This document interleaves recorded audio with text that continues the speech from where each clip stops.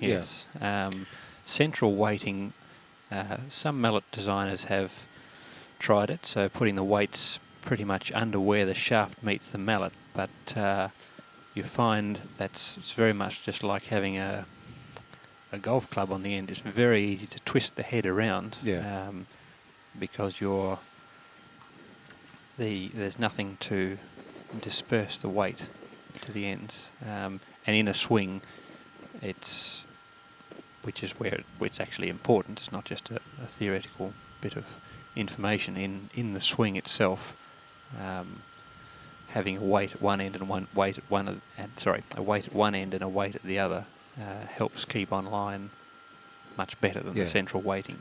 So Cal, Alison has positioned her red ball there for the peg out, which will be coming in a few strokes' time, but I was just surprised that she didn't put it a little bit closer. She had every opportunity to do that. Was it just that she was concentrating on getting good position on the blue, and that's all that I would mattered? think so. I mean, some people don't like the partner ball too close in case you accidentally hit it onto the peg before you intend to and end your turn prematurely. Yes, that's right. So keeping it 2 or 3 yards away is just optimal, really. Mate, I wouldn't say that far, but if you're within 6 inches of the peg or something like that, it can be very difficult to come up to it and hit it away from the peg first. Yes. Because of course your ball might hit the peg prematurely as well. That might bounce off. I had one the other day. The ball was my partner ball was so close to the peg that I couldn't bank on being able to come up and hitting it away from, depending where I was on the lawn. So I rushed another ball up behind it and bombarded it onto the peg and didn't even touch it in the peg out. So Jim, just preparing to walk on here to congratulate Alison, because there's really very little that can go wrong from this point. Correct. She could rush right onto the peg, and now it would take some doing to mess it up from this point. But no doubt someone's got a story that they did. Flood, fire, pestilence, lightning strike, something like that, plague of locusts. But interestingly, if Alison does win here, that'll leave Jim on 9 wins, Jim Nichols, and Stephen Richards, who's playing on the lawn behind this, which we may well turn a camera to in a moment, I'm not sure. If he loses as well, then there will be a playoff for second place. Oh, good. Which I didn't know was part of the conditions until today. I thought it was only playoff for first, but not to be. Anyway. So Alison and Jim having the traditional debrief Post-match debrief. Post-match debrief. Oh, if only I'd hit this, and yes, the wind took it off desperately. Yeah. Isn't the lawn terrible? Yes, you were lucky to win, that kind of thing. Well, you don't say that. You say, you think that. That was a brave shot that you played there. You must be very pleased that came off. It's interesting to see what attitudes people take at the end. I mean, some people like lecturing no matter what. If they win, they'll lecture you on why you lost or why they won, and others, if they lose, will lecture you on what you did wrong even though you won, to try and make a bit of a come down. That's right. Others are very complimentary. Others just say, let's go and have a drink or a bite to eat or something. Well, of course, in England, if you win, then you have to buy a drink for the opposition. It's very expensive winning, especially when there's no money in Well, I tell you what, for me it's pretty cheap exercise, but it's but certainly one of the downsides, of course, is that it means that you have to have 5 pints of beer during the day or whatever. Potentially, potentially there's an opportunity for that. So you mentioned England. You've been across there playing fairly recently. What were the events? So I entered the UK Open, which they just call the Open. Yes, the Open. They assume there is only one Open. That's right. Yes. And that was a very, very interesting experience. I was by far the weakest player in the field, which actually was quite daunting. But at the same time, everyone was frightened of me. Surely not by far the weakest. No, by far the weakest. So my handicap on the is a half, and all the other players had a negative handicap. Okay. So there was and that's quite a big difference. So on paper, because the scale sort of is not linear at that stage. So no, it gets a little bit exponential. Yes, it does. So every win for me was both a surprise and actually yielded a lot of index points as yes, well. But when I lost, it didn't really cost me very much. So it's a bit like going to the casino and betting on the roulette wheel, where there's only a 1 in 35 chance of winning. But if you win, you get a lot. That's right, yes. and you're using someone else's money. Yes, that's a good way to do it too. You can play around with the point system. That's right. That someone else has given you. You've been given your monopoly money or whatever it may be. That's right. But the English had an amazing summer this year, and the lawns were exceptionally dry and flat and hard, and it was very, very, and they'd been set to the highest standards of a competitive play. Stephen Richards here, just winning against Trevor Bassett. So Stephen Richards will come second. Will now come second. Yeah. So no need for a playoff. So no need for a playoff in the first 8's. So well, that's a shame that that's all over, because this is a fantastic innovation to be able to, watch first of all to watch from this angle and see it, these amazing pictures on the screen, and secondly to just talk about it. I believe we're doing the presentations too. Okay. That was on the program that was mentioned to me earlier. Also up on lawn 4, Dwayne McCormick has just beaten Eric Ayling, 26-8. So it's a good win for Dwayne, captain of the South Australian team and one of the best players in the state down there. Yeah. And in the reserve for the McRob. Yes, McRobertson well. Shield. So top 6 in the country, certainly top 6 who are available, go in the World Teams event, which is the McRobertson Shield, and Dwayne McCormick was a reserve for that. And Trevor Bassett as well. So yes, Trevor Bassett's an ex-McRob player, has played it in the past. Hasn't quite had the form in the last couple of seasons, but is still a very handy player. Yeah, only just lost that one there. But yes, back to the English summer you were talking about. Yeah, and it's very interesting. A few strange traditions that, like for example, the buying of the drinks after the games, and I don't know whether everyone knows that a lot of these games are timed. So, for example, in the second tier events, the games go for 2.5 hours, and the same was true in the Open. But we in Australia, we're used to the club having a clock that they can give you to. Yes. And I asked for a clock, and everybody rolled around laughing. So they thought it was they're also very strict on the dress as well. Okay. So you can't wear what I would normally wear. You can't wear what? No. In fact, for listeners out there, I'm a bit flamboyant with attire. Yes, it livens things up, and but you certainly wouldn't get away with that at Cheltenham. So, very unsporting bunch over there, aren't they? I think it's like tennis. You see Wimbledon, it looks wonderful to see everybody in whites, but all the other Grand Slams, the US Open, French Open, Australian Open, they're all wonderful blue dresses and green ones and yellow shirts. And I mean, occasionally if you see 2 similarly built Eastern Europeans, both sponsored by the yellow and white spotted dress company, it can be a bit difficult in finding out who's who.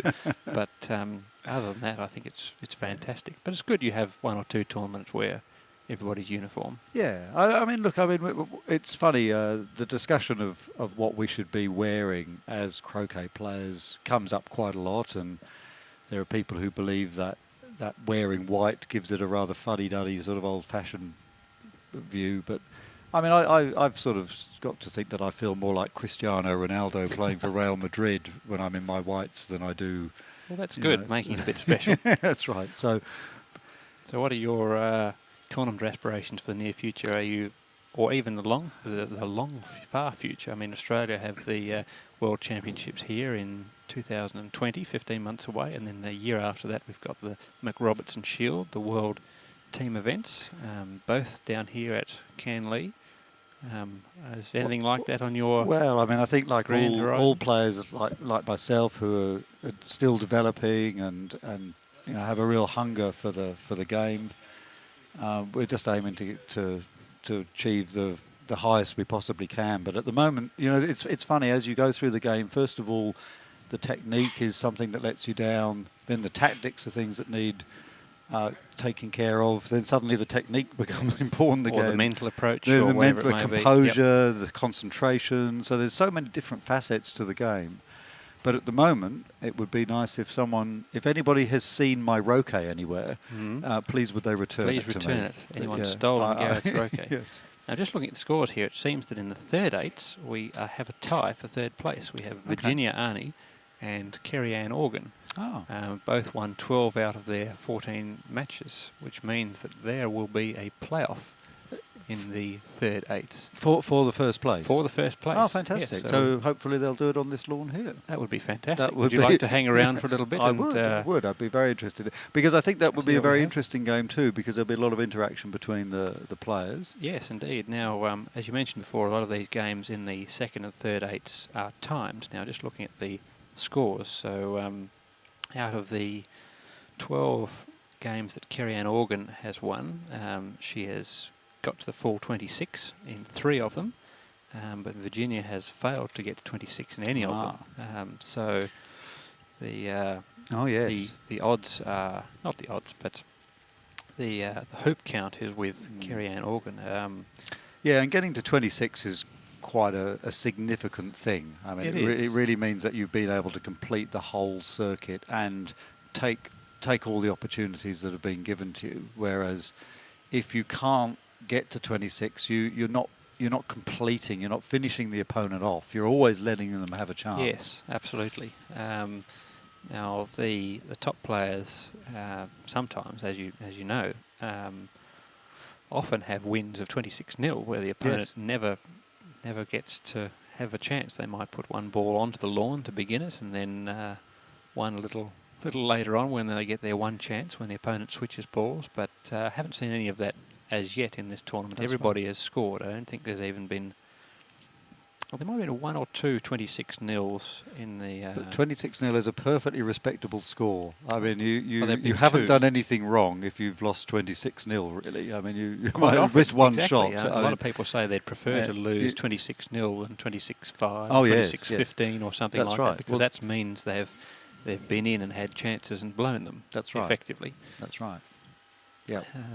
So 26-4 is just about the worst score to lose by. I think it sort of means you've dribbled through. You've had at least 3 occasions where you really could have got something going. Quite possibly. I think it's funny. I always think if you score 19 or more, you should definitely have won. Because if that means. Although 21's okay, I think. 21. Well, I mean 19 because at least if you score 19. At least one ball must have gone through 4-back. Yes. At some point, which means you should have had a second break. Yes, you should have had a second break. And if you have a second break at top level, you should win. You should so win. if you, so I count anything of 19. Yes, I see what you mean. Anything is 19 and above should be a win. Now, TPOs and things like that can affect that. But as a general rule of thumb, you should never get within 7 hoops of the final. Yes, count. And sometimes actually some of these top level games that oh no, they all went to 26 because they were timed. They were particularly in this event anyway. But certainly, I was involved in a couple of games where the score didn't go to 26, but that was because we had a pegged out ending, where there are less balls on the lawn. And indeed, when someone removes one of the 4 balls and brings it down to 2 versus 1, there can be a lot of cat and mouse strategy and tactics without any particular bad play in there. Which is all very, very interesting for player and spectator alike. Unfortunately, we haven't seen much of that. No, I suspect no one's actually listening to this now because nothing's happening on the screen. Not sure as yet. We should save our banter for the for.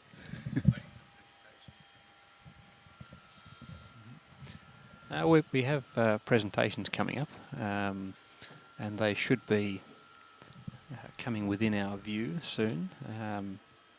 But it'd be interesting just to know when and where that third 8's final is going to be played. Of course, we have 12 lawns here. I would have thought they would play on one of the on the centre 4 lawns. Central lawns, partly for the show courts. Indeed, the show courts, which happen to be some of the hilliest courts in the venue.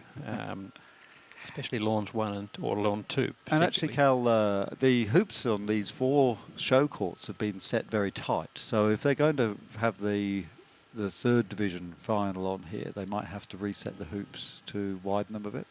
Potentially, yes. Or they may leave them as unset or unchecked after the first game. I mean, after a game of croquet, hoops normally do they expand slowly creep out and get a bit wider. But particularly when you have some of the top players who really give the ball a bit of clonk. Yes, some of them certainly think that, and justly so in many cases, that hitting harder will give you a better chance of getting through the hoop. If you slightly mishit it, the ball will be able to force its way through. I mean, if you look in really high speed at a ball going through a hoop, you can see the legs bend very slightly. Or for some of the stainless steel hoops like those we're using here, the ground that the hoops are set in is what gives. That starts more than anything. that's right. That gives. And the hoops tend to spring out and get fractionally wider. But then if the hoops become loose, they're actually more difficult to go through, aren't they? Indeed, very often. Sometimes you'd think it'd be nice to have a bit of leeway for a ball to force itself through, but having a loose hoop acts almost like a shock absorber. Exactly like shock absorber. If you don't hit it square on, it can take a lot of force out of a moving ball. So if you don't hit it perfectly, with a firm hoop, often it'll spin or jiggle its way through, whereas with a loose hoop, it'll just be hitting into rubber or foam effectively. Yeah, that's right. But if that happens to a player, they can't do anything about that. Like if they fail to make the hoop because the hoop was loose, they can't say, "Can I have that shot again?" The only situation in which a player can replay an attempt at a hoop which they fail to make is if they believe that their stroke was significantly affected by the ball touching both sides of the hoop at once. So the ball is sort of jammed in the hoop. At one point during the ball's travel through the hoop, if it was or if it could have touched both sides. Now all these balls are made in exactly the same mould, thousands and thousands and thousands of them, and the difference, and it's a very, very good mould. It's only about a 0.1 or 0.2 of a millimetre difference between any axis of the ball. So occasionally you can rotate it to a certain orientation where it is fractionally wider than another axis. And if maybe that caused the ball to touch both sides of the hoop at once, then you might be able to get a replay. It depends on the situation. Sometimes the ground does contract, it heats up in the sun, expand, which makes the hoop contract in the sun.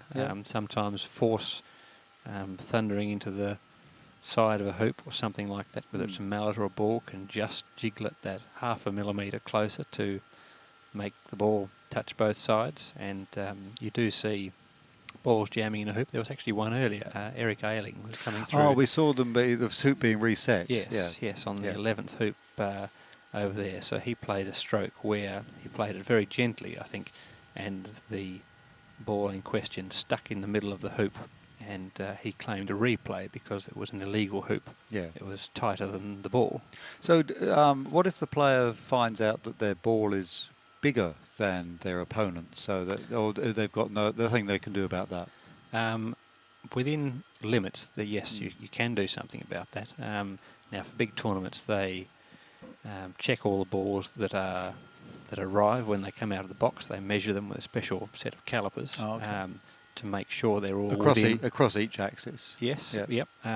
Or certainly to check. They sort of spin it round. You can actually get a gadget that does it for you. That tells you whether it's a perfect sphere or whether it's a little bit... Yes, and occasionally you'll find a ball from an old set or a different make or model or something like that, which will be slightly wider or narrower than the others. It doesn't happen often, but it does happen.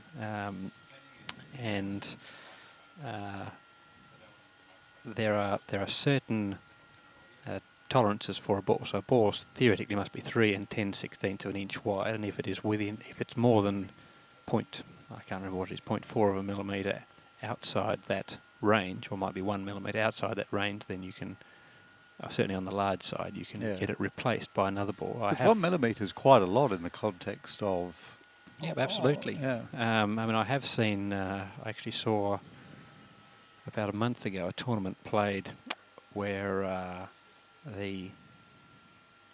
player playing black and blue had a ball jammed in a hoop, and I think it was the black ball, and they asked for it to be measured, and it was a ball that was outside specification, so they replaced it with the green ball. With the green for ball. the end of Okay, so you had the rather bizarre so they had view of green and blue. green and blue instead of black and blue, and then the next game that came onto that lawn,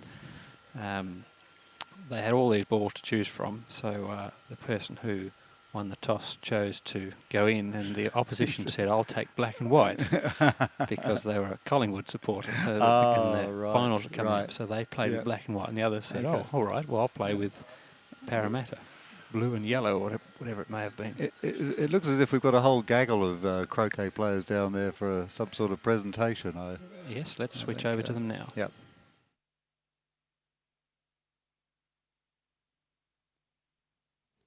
All right, we've reached the end of 4 enjoyable days. Some very good croquet. Some people might think some of it was a bit ordinary, but who are they to know? Before we go any further, I'll hand over to our ACA board representative, Mike Conn. And they don't have to. Thank you, Brian. Yes, I iterate. We've had 4 days of some very good croquet, some maybe not quite so good, enjoyable, tiring. So we now can have some rest. But thank you all for coming along. I congratulate the winners. I'll congratulate the runners-up, and I congratulate all the rest of you for joining in the event. First, my big thank you at this time goes to Brian Reither for all the work that he put in managing the tournament. With that, rather than having a long speech, I'll hand back to Brian, apart from saying, when all this is over today, we expect to see you all here next month. Thanks, Mike. All right, first date. The winner with 12 wins, Stephen Foster.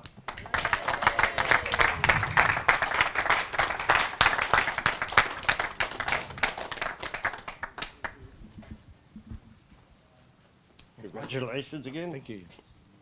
Oops. There we are. They were taking the wrong way. The perpetual trophy. Stephen,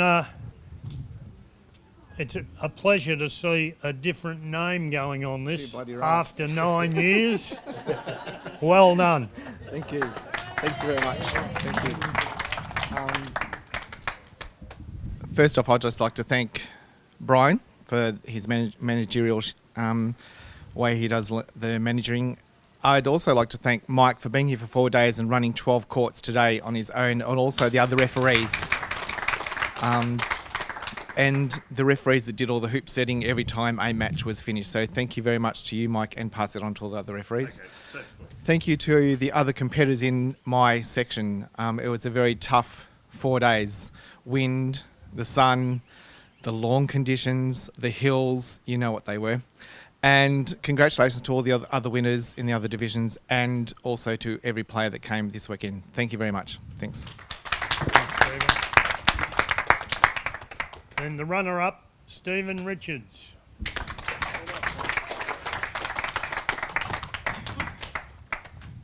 Congratulations, Stephen. Thank you, Mike. Oops. Thank you. Thanks, bro.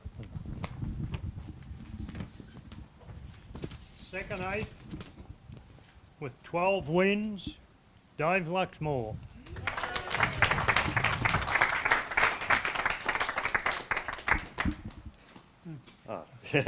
Congratulations, Dave, Thank especially you. your first eight. Yeah. Thank you. Don't run away. Oh, there's more. There's a perpetual trophy. Wow. There's something to look at there, but I'm not sure whether we'll let it go to Queensland. Well, thank you very much for my first time here. It's fantastic experience, and yeah, to all you blokes, or you hold it, I'll just. To the competitors, it's fantastic to meet a lot of people I haven't been here before, so it's to meet a lot of new faces, new folks. And the croquet community is a fantastic one. Like they're all a good bunch. The last game I had with my mate over here, I've never heard so much swearing. Unbelievable for me as well.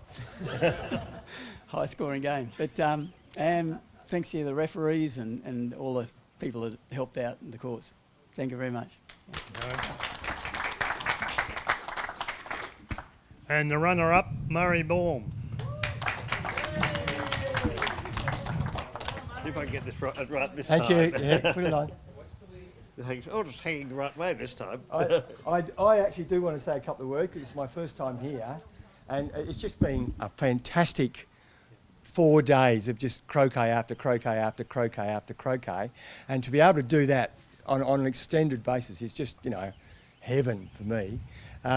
Some of the games, you know, finally get away in full flow and really play some good croquet. Other games, you know, as Dave said, just struggle.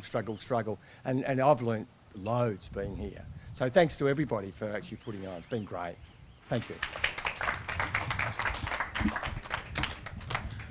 The winner of the third 8, Kerry-Ann Organ.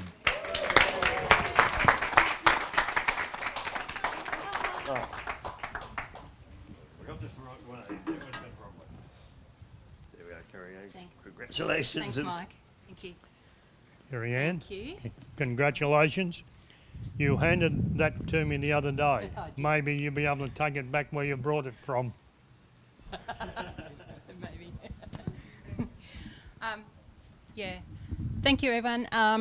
Special thanks to Brian for managing, and Mike and the referees for the whole 4 days. Great effort. Thank you for my opponents. Great games. Really enjoyed myself. 4 days. Hard slog, but finally got there. So cheers. Thank you. And the runner-up, Virginia Arnie.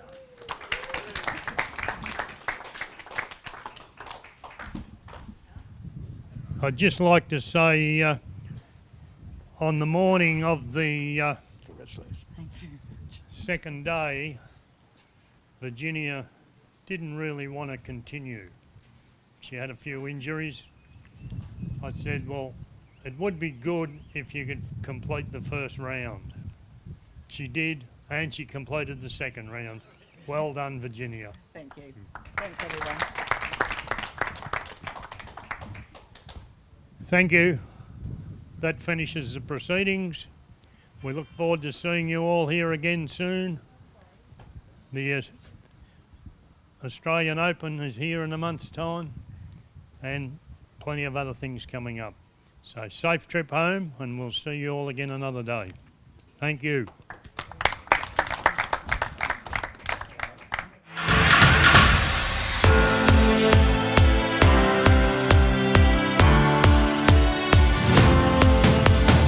Open Elite 8 Premiers, how does that sound? Big wicket, that one bounced. Come on!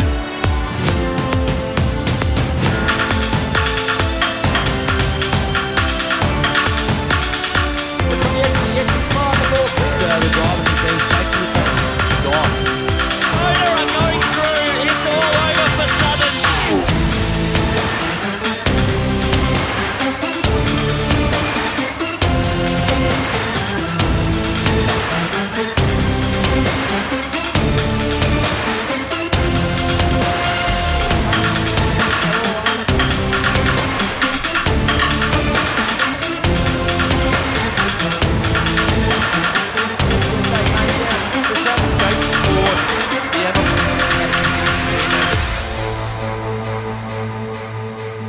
He's out. Around. Gillum Jones is out. Can it get over the top of Anderson? Get over Tracks all the way Anderson. back in. It It is. does. And he's locked in. What a goal!